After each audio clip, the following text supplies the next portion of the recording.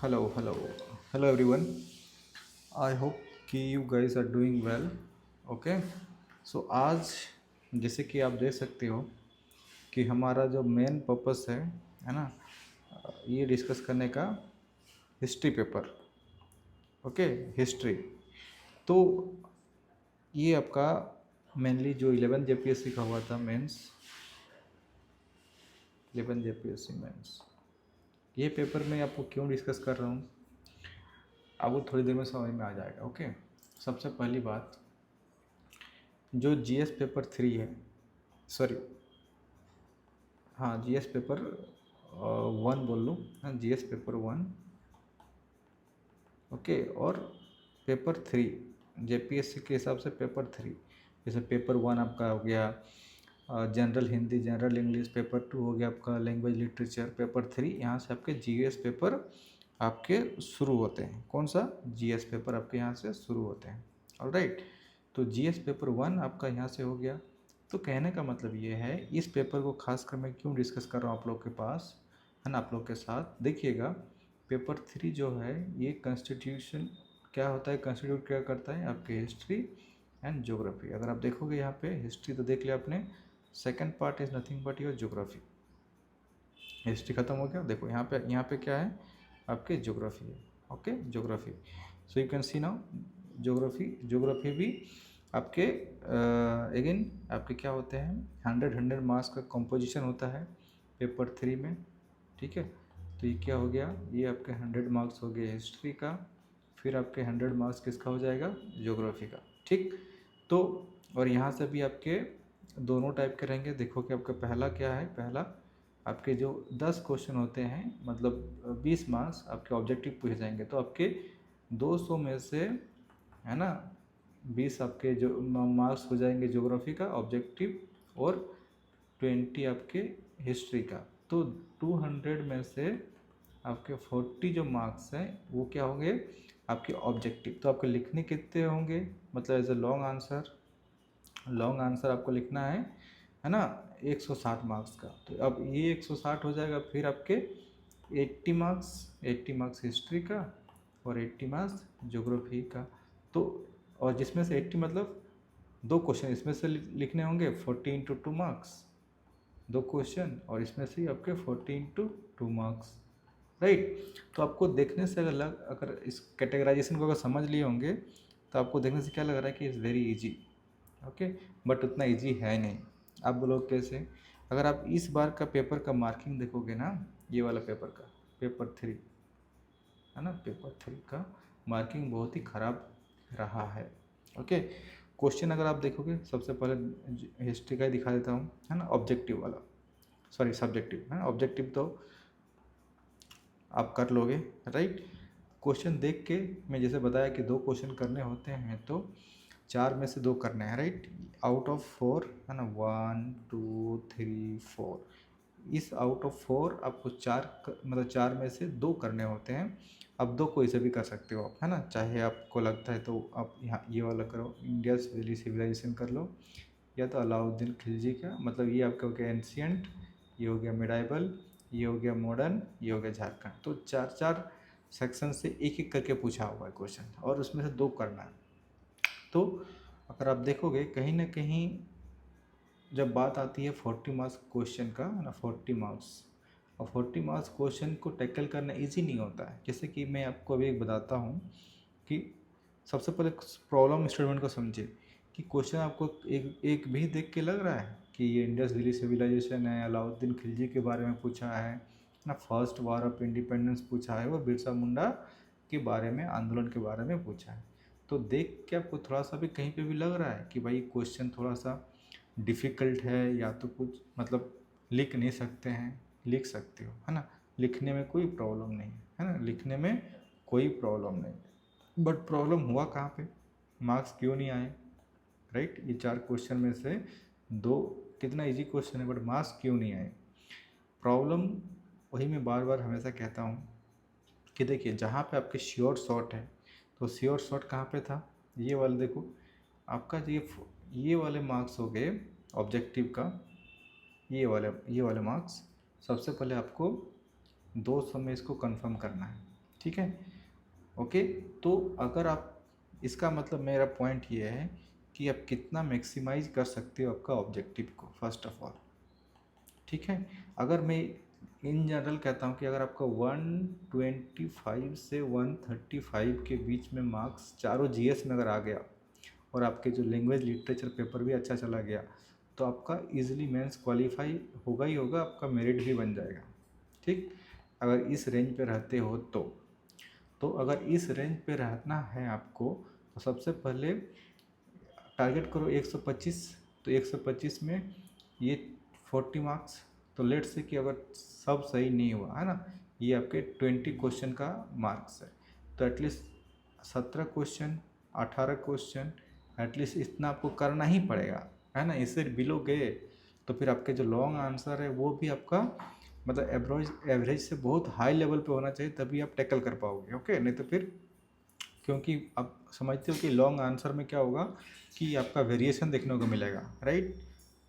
वहाँ पे आपके सब्जेक्टिविटी आ जाती है, बट यहाँ पे क्या होगा, अगर आपका सही है तो पूरे मार्क्स, गलत है तो पूरे मार्क्स कटेंगे, राइट। मिलने की भी उम्मीद जितनी होती है उतने कटने की भी पॉसिबल, मतलब कटना क्या, अगर सही है तो पूरा मार्क्स मिलेगा, नहीं है तो कुछ भी नहीं मिलेगा, सिंपल सी बात है ऑब्जेक्टिव में। ओके, तो कहने का मतलब है अगर आपको 125 में से लेट से कि आपने 18 क्वेश्चन सही कर दिया, मतलब 36, ओके 36 सही हो गया, तो यहाँ पे माइनस कर दो, कितना नंबर बच गया, 9 चौके 15, ये 4 8 4 12, मतलब 89। अब 89 आपको लाना है कितने में, 160 में। अब 160 में अगर आपको 89, मतलब यहाँ पे अभी आपके डिवाइड हो गया, ठीक है, यहाँ पे भी आपके हिस्ट्री का और ज्योग्राफी का, तो आप 89 देखने से लग रहा है कि हम ले आएंगे, है ना, 160 में, तो इट्स नॉट दैट इजी।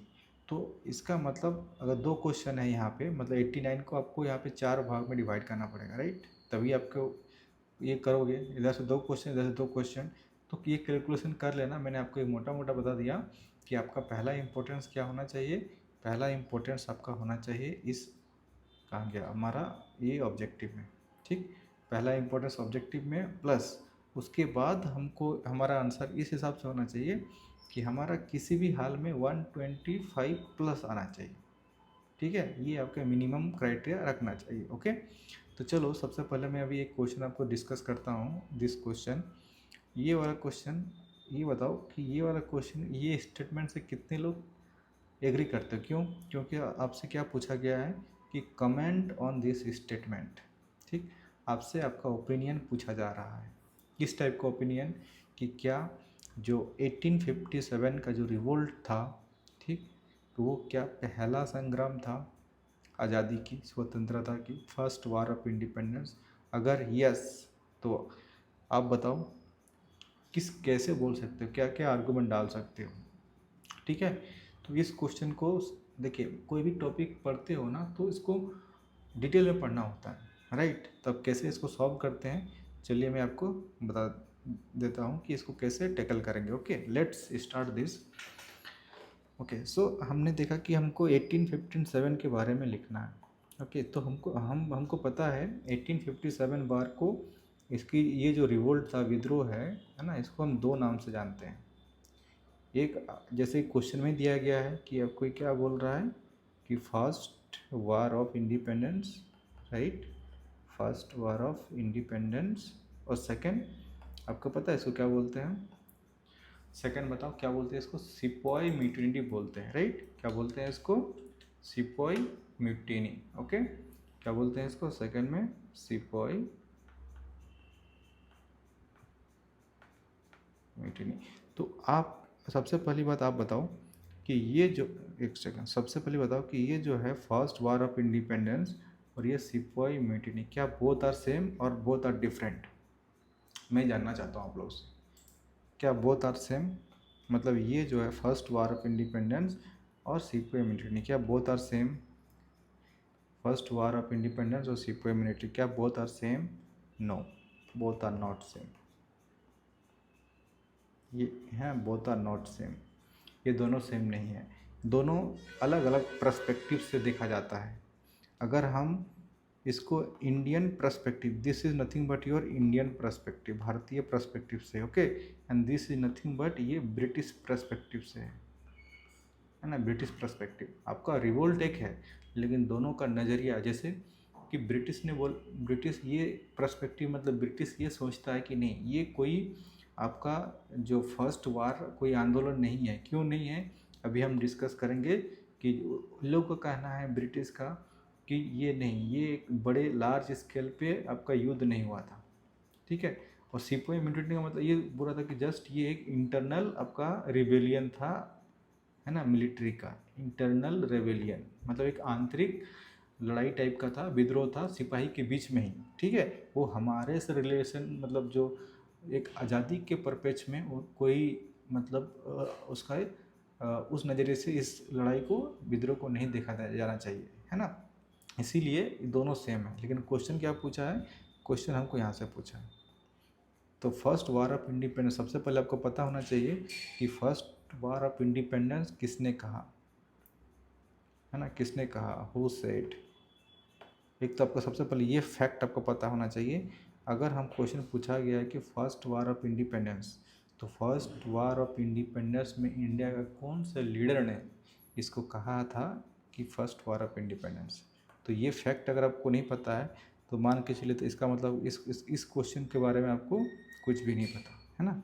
अगर आपने ये फैक्ट कोई नहीं लिखा, है ना, कि किसने कहा था, तो इसका मतलब इस क्वेश्चन को जो आपसे पूछा गया था उसमें फिर आप जीरो, राइट। क्योंकि आपको स्टेटमेंट दे के रखा है, तो जिसने कहा था उसका नाम तो उसको लिखना ही पड़ेगा, otherwise your answer is not up to the marks, okay. तो हम डिटेल्स में आएंगे इस क्वेश्चन को, उससे पहले, है ना, उससे पहले देखो, मैं एक चीज़ बताना चाहता हूँ, है ना। क्वेश्चन को तो एड्रेस करने का तरीका मैं तो बताऊंगा। और एक चीज़ बता देना चाहता हूँ कि देखो, कि जब हम इस टाइप का क्वेश्चन को लिखते हैं तो सबसे पहले हमको कुछ बेसिक चीज़ें हमको पता होना ही चाहिए, ठीक है, बेसिक्स।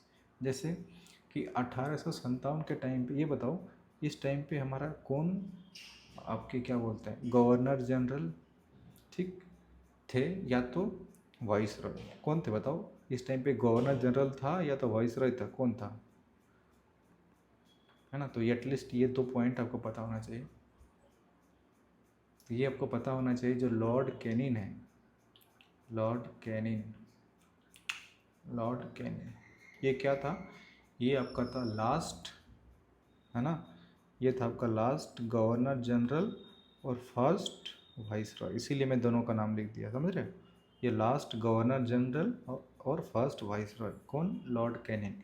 इसका आपके पास डेट भी पता होना चाहिए, है ना, 1856 से लेके 1862। तो पहला इस क्या है कि क्वेश्चन आपसे सब डिमांड नहीं करता है, बट आपको जब आंसर को लिखोगे तो you should write this fact, at least ये सब पता होना चाहिए कि 1857 के हुआ था। तो ब्रिटिश पर्सपेक्टिव से गवर्नर जनरल कौन था, वाइस रॉय कौन था, उसका टाइम पीरियड क्या था, एक फैक्ट ये हो गया, ठीक। सेकंड की जब बात करता हूँ, ये पहला फैक्ट हो गया, second fact, okay. Second fact मैं आपसे पूछ रहा हूँ कि देखो,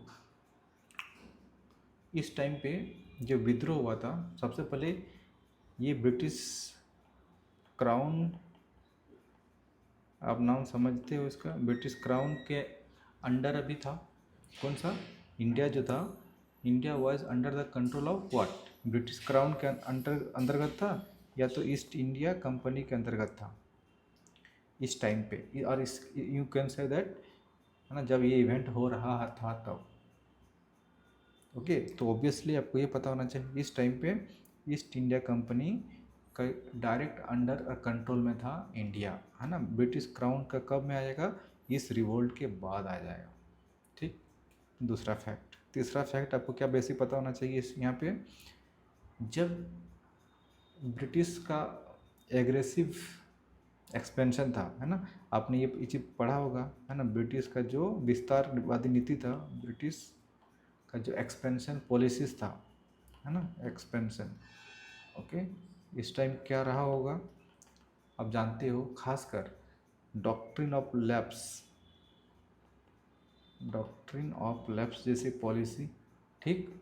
और जो आपके इसमें क्या होता था कि अगर आपका कोई मेल और नेचुरल हायर नहीं है ना, तो उस स्टेट को एनेक्स कर लिया जाता था, है ना। तो इसके चलते, है ना, जो यहाँ का ये सब क्या हुआ, ये आपके धीरे धीरे ये सब आपको जो युद्ध है उसका बैकग्राउंड यहाँ पे सेट हो रहा था, राइट। लोगों पे आक्रोश था।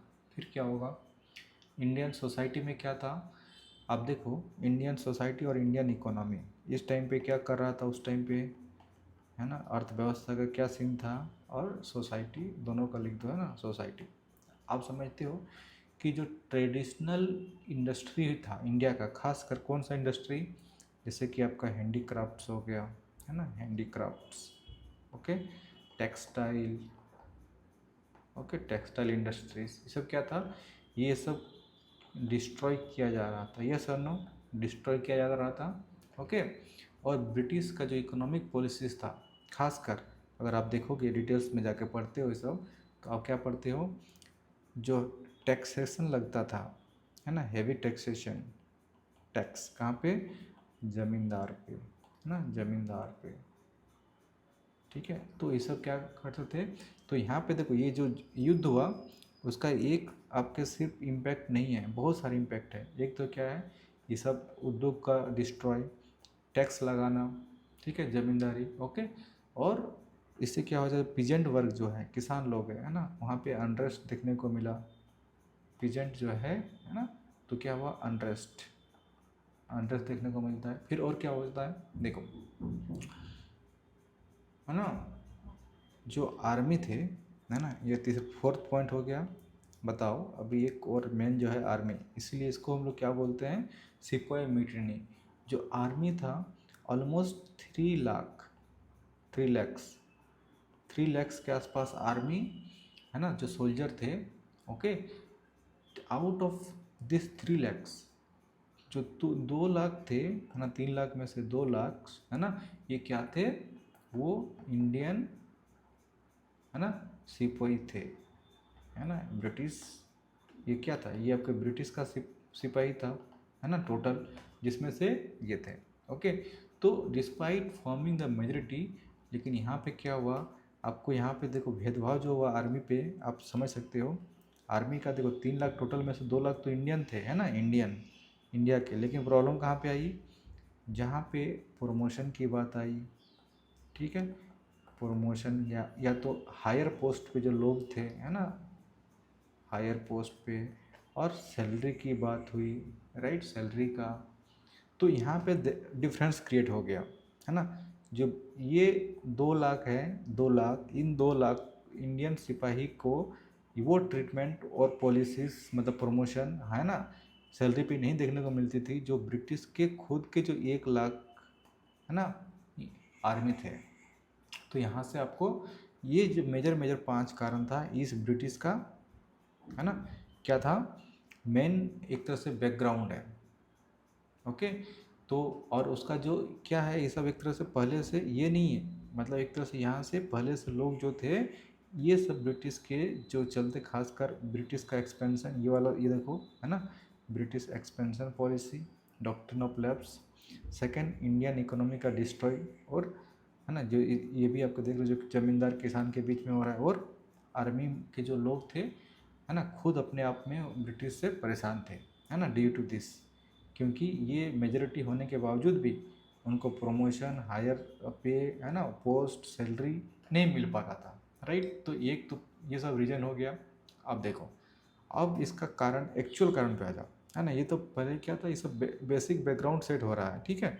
अब एक्चुअल कॉज और कारण पे आओगे तो देखोगे, क्या देखोगे आप, यहाँ पे आप ये देखते हो एक्चुअल कारण पे, तो यहाँ पे अगर आप देखोगे तो इसको आप बहुत सारे कारण में लिख सकते हो, है ना, जिसमें से अगर आप देखो, इसको यहाँ से ऐसे लिखो, है ना, एक सेकंड, इसको इसको ऐसे मत लिखो, बीच में लिखो, तो आपका जो एक्सप्रेशन होगा लिखने का, है ना, कारण क्या हो सकता है, इस टाइप से आपका होना चाहिए, तभी आपको अच्छे मार्क्स मिलेंगे। तो कॉज में क्या होगा, पहला कॉज, है ना, आपका पॉलिटिकल कॉज, है ना, पॉलिटिकल कॉज, राजनीतिक कारण क्या होगा।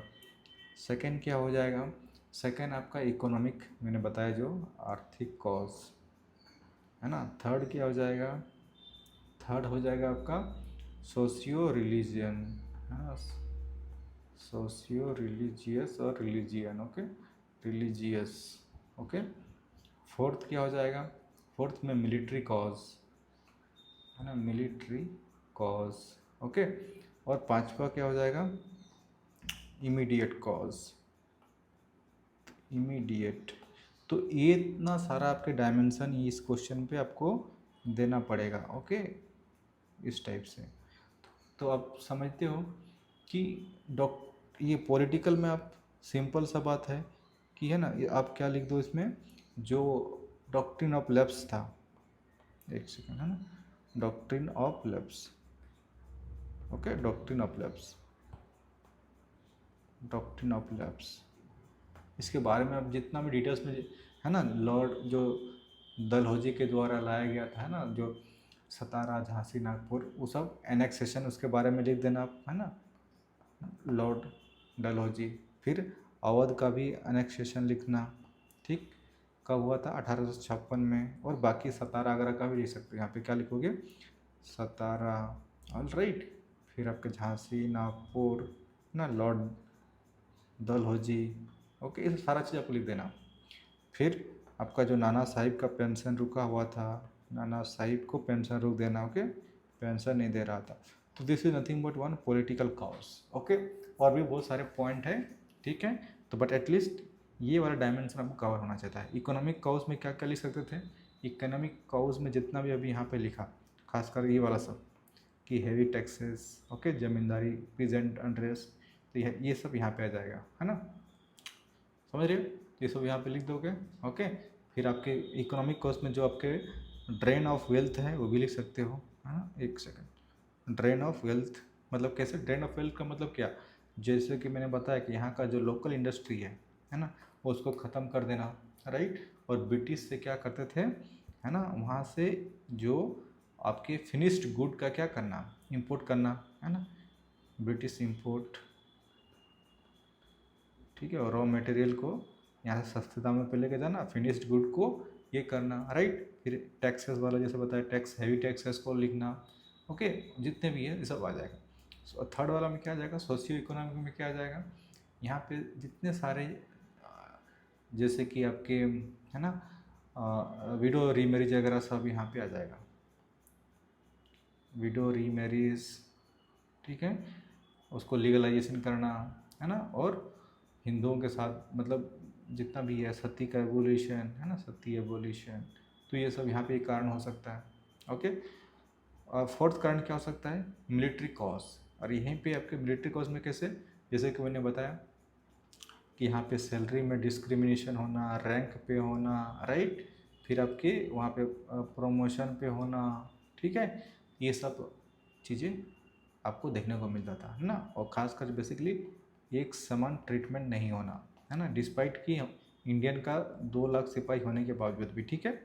और पांचवा और मोस्ट जो था इमीडिएट, मतलब तत्काल कारण क्या था, तत्काल कारण वही था आपका जो एनफील्ड राइफल्ड, है ना, उसमें क्या था, राइफल्ड में, राइफल में का जो इशू था, है ना, 1856 में, ये इशू क्या था, वहाँ पे आपके देखिए 2 चीज़ था, हिंदू और मुस्लिम के लिए, है ना, जो कि हिंदू में पवित्र मानते हैं या तो उसको जो चीज़ यूज नहीं करते हैं उस चीज़ का वहाँ पे बेसिकली दिया गया। मुस्लिम के लिए क्या था, है ना, शुगर का पीक का जो फैट था, है ना, चर्बी, उसका बनाया गया। और यहाँ पे हिंदुओं के लिए काऊ का यूज कर लिया गया, ठीक, ओके। तो यहाँ से आपके बेसिकली जो इमीडिएट और यहाँ से जो एंगर, इसीलिए हम लोग क्या बोलते हैं इसको, इमीडिएट कॉज, है ना, यहाँ से एंगर पैदा हो गया किसके बीच में, है ना, जैसे कि मैंने बताया this is nothing but your immediate कारण है। और कारण किसका है, क्यों, क्योंकि राइफल है तो राइफल कौन चलाएगा, सिंपल सी बात है, जो यहाँ के आर्मी थे, सिपाही थे, वही लोग चलाएगा, है ना। और यहाँ पे आपको 2 लाख के आसपास क्या है, सिपाही है, जिसमें से आपके हिंदू भी है, मुस्लिम भी है। तो यहीं से आपके बेसिकली जो इवेंट है वो आपका शुरू हो जाता है, ठीक। तो और इवेंट जो है आपके बहुत सारे है ना। तो आपको पता है मंगल पांडे वगैरह सब तो पढ़े हो है ना, मंगल पांडे। तो स्टार्टिंग कहाँ से होता है आपका, बराकपुर से होता है ना, बराकपुर से होता है, ठीक। और भी आपके बहुत सारे होता है, फिर मेरठ से होता है, ठीक। और कौन कौन लीड करता है मेरठ से, देखोगे कौन होगा, वो सब आपको नाम याद रखना है ना। बराकपुर से कब हुआ, आपसे सब पूछता है।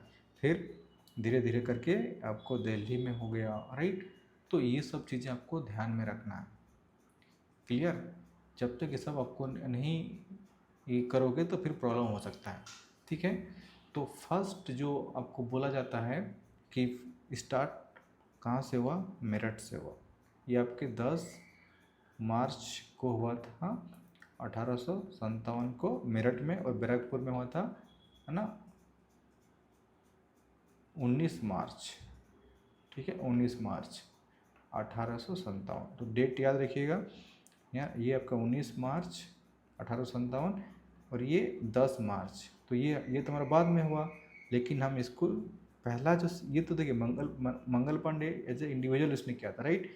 बट अगर हम पहला सिपोई म्यूटिनी बोलेंगे तो हमारा यहाँ पे आ जाएगा सिपोई म्यूटिनी मेरठ में। तो हम क्या बोल सकते हैं कि फर्स्ट म्यूटिनी कहाँ पे हुआ था हमारा, आप बताओ कि फर्स्ट म्यूटिनी कहाँ पे हुआ था, ठीक है। फर्स्ट म्यूटिनी कहाँ पे हुआ था, ध्यान रखिएगा, है ना, वो आपके बेसिकली मेरठ पे, ठीक है, ध्यान रखिएगा। तो ये सब चीज़ें आपसे पूछता है, ओके। तो उसके बाद हमको क्या लिखना है, उसके बाद हमें और भी डिटेल्स, जैसे कि मैंने बताया कि एक्चुअल जो आपको अभी तक क्या था कि आपको बेसिक बताया, लेकिन एक्चुअल में आपसे पूछा गया था इसके बारे में। तो अभी इसके बारे में मैं आता हूँ, है ना। This is what the actual point is कि फर्स्ट वार ऑफ इंडिपेंडेंस। तो फर्स्ट वार ऑफ इंडिपेंडेंस पे हम आएंगे, ओके। तो ये सब लिखा, अभी सेकंड स्टेज में बाकी जगह पे भी लिख दोगे, है ना। ये सब क्या है कि आपका फर्स्ट स्टेज का है ना। This is nothing but your first stage, first stage में हुआ है सब, ठीक है। अब आपका बराकपुर, मेरठ, ठीक है, फिर आपका दिल्ली, राइट। ये सब क्या फर्स्ट स्टेज में। सेकंड स्टेज में भी बहुत सारे जगह पे होंगे, राइट। तो जिसमें से आपके कानपुर वगैरह, लखनऊ, है ना, कानपुर, ये सब लिख लेना, कानपुर, लखनऊ, झांसी, जितने जगह पे है ना, इलाहाबाद, बिहार, तो वो सब आपको लिख देना है, ओके। और जो जो उसके लीडर थे कहाँ पे, जैसे कि आपने है ना बरेली में कौन था, खान बहादुर खान था, है ना। ये सब आपको याद रखना है। दिल्ली में बहादुर शाह, कानपुर में नाना साहिब, लखनऊ में हजरत महल, राइट। झांसी में ऑब्वियसली कौन, रानी लक्ष्मीबाई, ये सब याद रखना है। नाउ पॉइंट इज़ दैट कि अभी जिसकी हम बात कर रहे थे, है ना, कि वाई इट्स कॉल्ड, है ना, वाई इट्स कॉल्ड, क्वेश्चन जो पूछा था यहाँ पे वापस आते हैं हमारा, क्योंकि देखिए बताने के बहुत कुछ है, मैं आपको कम टाइम में बताने की कोशिश कर रहा हूँ, okay. This is now first war of independence और सिपाही म्यूटिनी। इससे बताया कि इसका दो पर्सपेक्टिव है, ठीक है। अगर हम देखें आर्गूमेंट, ओके, ये सिपाही म्यूटिनी का मतलब समझते हो, ये इसका मतलब हुआ, चलो फिर से लिख देता हूँ, है ना, फिर से लिख देता हूँ यहाँ पे।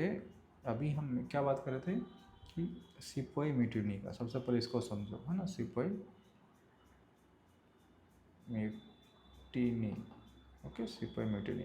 तो सिपाही म्यूटिनी का मतलब क्या हुआ, एक सेकेंड, इसको थोड़ा सा सही से लिख देता हूँ। देखो सिपाही म्यूटिनी, ओके। सिपाही म्यूटिनी का मतलब क्या हुआ, this is nothing but, revolt तो है, विद्रोह तो है, ठीक है, लेकिन खास कर किसके द्वारा, ओनली मिलिट्री के द्वारा, है ना, मिलिट्री के द्वारा रिवोल्ट, है ना। तो इसलिए ब्रिटिश ने क्या किया, मैंने इसलिए बताया इसको कि ये आपके ब्रिटिश पर्सपेक्टिव है, ठीक है। और ब्रिटिश ने इसको सीरियसली नहीं लिया, उन्होंने इसलिए नहीं लिया कि उसको लग गया कि ये तो जस्ट एक आपका मिलिट्री का है, इसमें पब्लिक का कोई, है ना, योगदान और कंट्रीब्यूशन नहीं है इस रिवोल्ट में, ठीक है। ये ब्रिटिश पर्सपेक्टिव का है, ओके। उन्होंने कहा सिर्फ मिलिट्री का है, और यू कैन से दैट कि सोल्जर का है ना। और वहीं यहाँ पे कोई आपका एज ए नेशनल लेवल पे, है ना, ये विद्रोह नहीं है, नॉट इन नेशनल लेवल। इसीलिए उन्होंने क्या बोला इस टर्म को, सिपोई म्यूटिनी। किसके द्वारा? ये ब्रिटिश का पर्सपेक्टिव है, ब्रिटिश पर्सपेक्टिव है, ठीक है। और बहुत लोगों ने इसको सपोर्ट भी किया।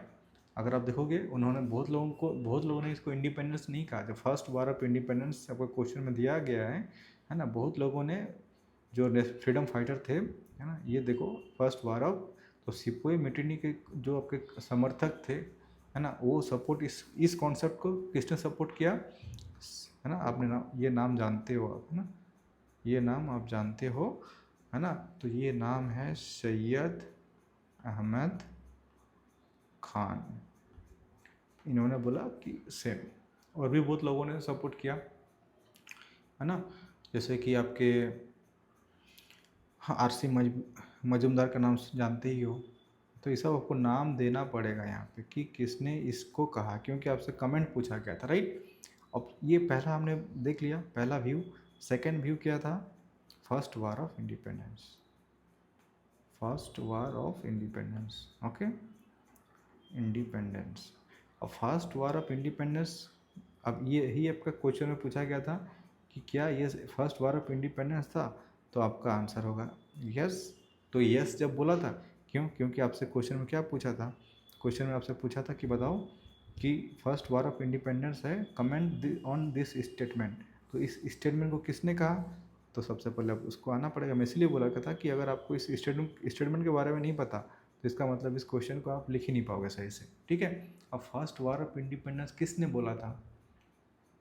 ये जो था कि फर्स्ट वार ऑफ इंडिपेंडेंस बताओ, और एक किसका सपोर्टर था। जैसे कि यहाँ पे आपने बहुत सारा सपोर्टर लिखा है ना, सर अहमद खान, आरसी मजूमदार। तो यहाँ पे फर्स्ट वार ऑफ इंडिपेंडेंस जो था किसके द्वारा बोला गया था, समझे। तो ये सब आपका लीडर का नाम लिखना पड़ेगा, है ना। तो देखो इन्होंने क्या किया था, फर्स्ट वार ऑफ इंडिपेंडेंस, और इसी को हम लोग बोलते हैं, इसी का दूसरा नाम है कि नेशनल स्ट्रगल। क्या बोलते हैं इसको? National struggle, okay. अब नेशनल स्ट्रगल और फर्स्ट वार ऑफ इंडिपेंडेंस, इन लोगों का मानना था कि ये पहला यूनाइटेड, मतलब एक ये फर्स्ट अटेम्प्ट था जनता का, पब्लिक का, है ना, against, you can say the first United, है ना, एफर्ट। पहला ये आपका एफर्ट था इन लोगों का, क्या पूरे इंडियंस का, है ना, पूरे इंडियंस का effort, first United efforts of Indians, okay, against British, है ना, against British colonialism, okay, British colonialism, okay. तो अब ये जो बोल दिया, तो इसका सपोर्टर कौन होगा? इनका सपोर्टर, जैसे कि जैसे बताया कि हाँ, सिपोई म्यूटिनी का सपोर्टर ये सर अहमद खान, आरसी मजूमदार, और ब्रिटिश के भी बहुत सारे लोग थे। जैसे कि अगर आप देखोगे, है ना, कौन कौन, जो आपके जॉन लॉरेंस नाम सुना होगा, जॉन लॉरेंस, ठीक है। तो इन लोगों के द्वारा बोला गया था, ओके। सिमिलरली यहाँ पे जब फर्स्ट वार ऑफ इंडिपेंडेंस है, इसको किसके द्वारा बोला जाएगा? आपने नाम सुना होगा, कार्ल मार्क्स, ओके, पहला। दूसरा वीडी सावरकर, ठीक है, अभी बताऊंगा। थर्ड और है आपका ईश्वरी प्रसाद,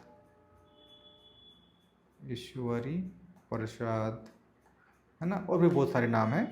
बट ये वाला जो टर्म है फर्स्ट वार ऑफ इंडिपेंडेंस, ठीक है, ये आपका जो सबसे most famous person is this, इनके द्वारा ही ये टर्म को दिया गया था, फर्स्ट वार ऑफ इंडिपेंडेंस। तो अगर आपको first war of independence question में पूछा गया था, तो किसी का नाम पता हो या ना हो, ये वाला नाम पता होना चाहिए था।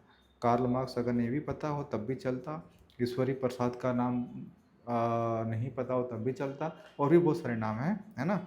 अगर आप देखोगे तो लिख ही देता हूँ, है ना, KM पनीकर, पनिक्कर, ओके, और भी बहुत सारे नाम हैं। तो ये मतलब मैं आपसे ये बताने की कोशिश कर रहा हूँ कि इस क्वेश्चन को एड्रेस करने के लिए ये सब आपको लिखना पड़ता कि फर्स्ट वार ऑफ है, तो ये आपके सबसे पहले दो पर्सपेक्टिव को पता होना चाहिए था कि सिपोई म्यूटिनी और फर्स्ट वार ऑफ इंडिपेंडेंस वो इज बोथ आर सेम और both are different, if different तो डिफरेंट क्यों हैं, कारण मैंने बता दिया, ठीक है। और भी डिटेल्स मतलब अदर व्यू है ना, ये दो मेजर व्यू है, ओके, है ना। अब तीसरा एक अदर में भी डाल सकते हो। थर्ड, ये पहला व्यू हो गया, कौन सा, ये आपके सिपोई म्यूटिनी का हो गया, right. First is sepoy mutiny, second is the first war of independence, there is another third view, okay, third view. ये थर्ड व्यू को भी आप लिख सकते हो अदर में डाल के, है ना, अदर व्यू। अब अदर व्यू में क्या क्या डालोगे, इसमें से कहा जाता है कि इसमें रेशियल, ये रेशियल और ब्लैक वर्सेस वाइट, है ना, गोरा काला के बीच का है, ओके। ये आपको सबका अलग अलग इन्होंने दिया गया था नाम, है ना। ये आपके किसने कहा, फिर आपके बहुत लोगों ने इसको ये किया, हिंदू मुस्लिम कॉन्स्पेरेंसी, है ना, ये भी बोला जाता है, हिंदू मुस्लिम कॉन्स्पायरेसी, है ना, किसका, अगेंस्ट क्रिश्चियन के अगेंस्ट में, ठीक है। तो ये सब भी बोला जाता है, ओके।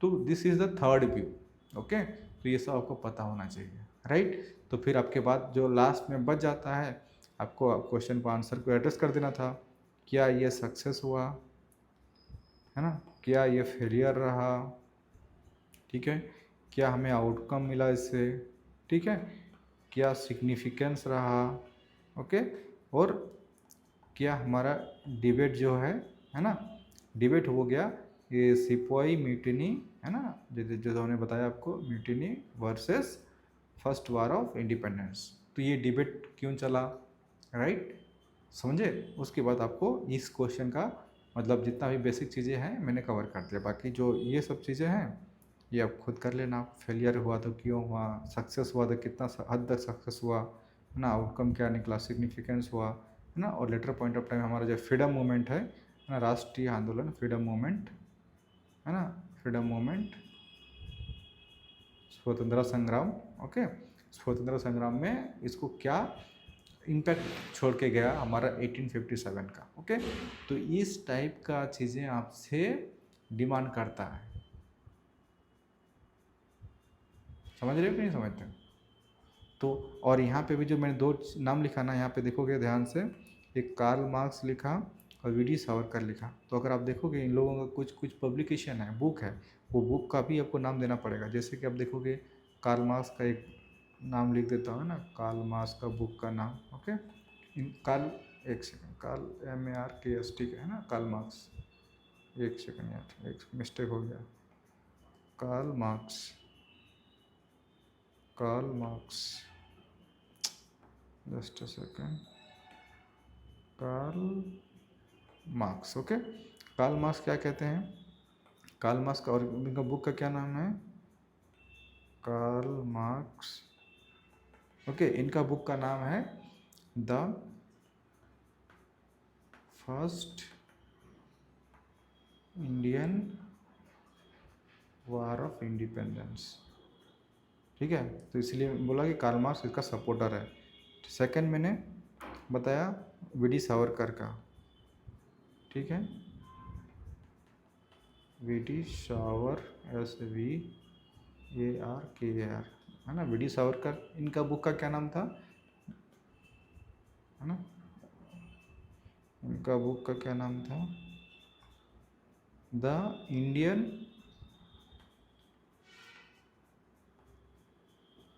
वार ऑफ इंडिपेंडेंस, समझ रहे हो। तो फर्स्ट वार ऑफ इंडिपेंडेंस आपसे क्वेश्चन में पूछा गया था, right, first war of independence.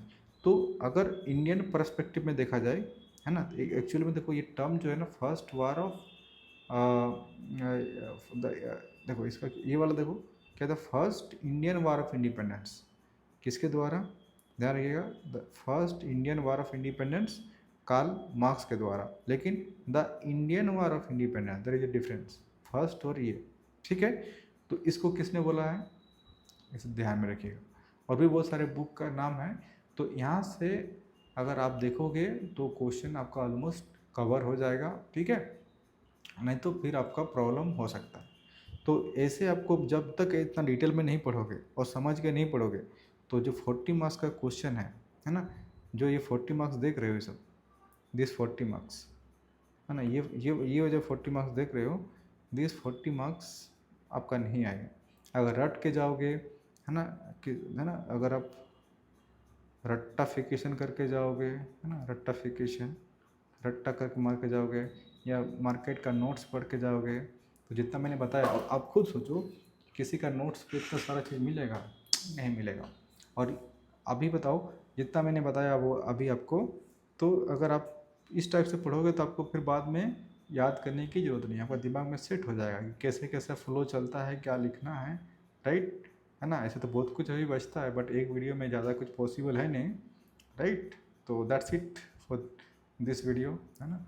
At least आपको यहाँ से आइडिया हो गया होगा कि आपको जेपीएससी के 40 मार्क्स को क्वेश्चन को टैकल करने के लिए आपके पास डायमेंशन किस किस टाइप का होना चाहिए। Alright, thank you so much.